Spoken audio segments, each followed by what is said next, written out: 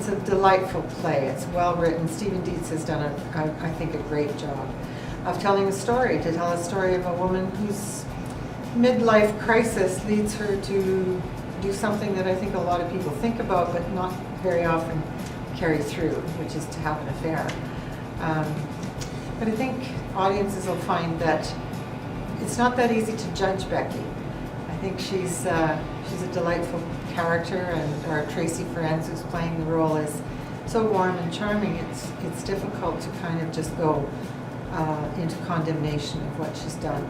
We all recognize parts of ourselves in the characters, their weaknesses, their humor. Just they're funny. They like each other and they tease one another. For me, it's to tell her story, to tell the story of Becky, and to help people look at things with a sense of humor, but B, to maybe not be quite as judgmental as we can sometimes be about people and their moralities and their foibles, the things that happens to them.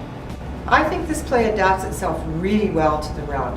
This is my 5th, I think, show that I've directed here, and some of them have been much more challenging than others. But this one, I think, is very suited to it because of Becky in the second act having to go from place to place very quickly with tiny steps in between. What we're trying to do, anyway, so far, is to create scenes that are almost starting without her, that she's having to run into scenes and catch up, that she's being left behind. I hope it's one of those plays that you don't go home with a whole lot of angst. I think you'll go home feeling satisfied, feeling like you came to the theater, you heard a good story, you had a good laugh, you might have felt sad or sorry at some points, but when you finish it all, when it's all said and done, I think people will go home and just feel satisfied. That's what I hope, anyway.